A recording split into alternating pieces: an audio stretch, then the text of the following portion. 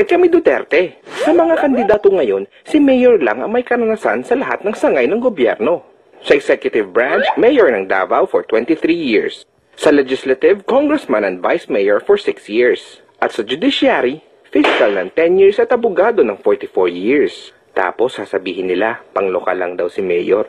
Lingid sa kaalaman nila, ang Davao ay 63 beses ang laki sa Metro Manila. Kahit pagsamasamahin mo pa ang buong bayan sa NCR, mas malaki pa rin ang 4 beses ang Davao. Pero hindi ang laki ng bayan ang issue dito. Ang issue, krimen, droga at korupsyon. Sa usapang krimen, si Mayor ay binabatikos na nagpapapatay daw ng mga kriminal.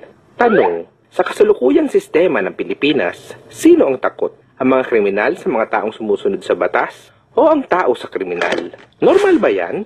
Tapos magtataka tayo kung bakit nagagalit at napapamura si Mayor. Galit si Mayor sa drogista, kriminal at kurakot. Operasyon ito sa mga Filipino. Droga. Sa Davao, merong libreng rehabilitasyon at 2,000 monthly allowance ang mga gustong magbagong buhay. Korupsyon. Sa Davao, merong dekalidad at kompletong ospital na libre sa lahat ng Filipino.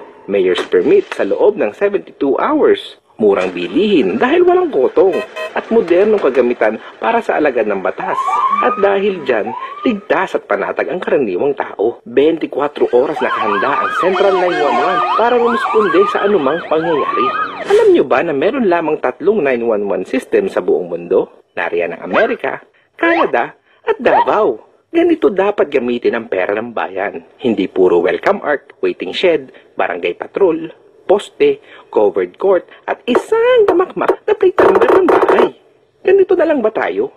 Hindi ba pwedeng may 911 din tayo? Matinong pampublikong ospital o magplano ng sariling paliparan sa ating mga rehiyon? Iyan ang pangarap sa bansa ni Mayor gamit ang federalismo. Kaya Duterte kami.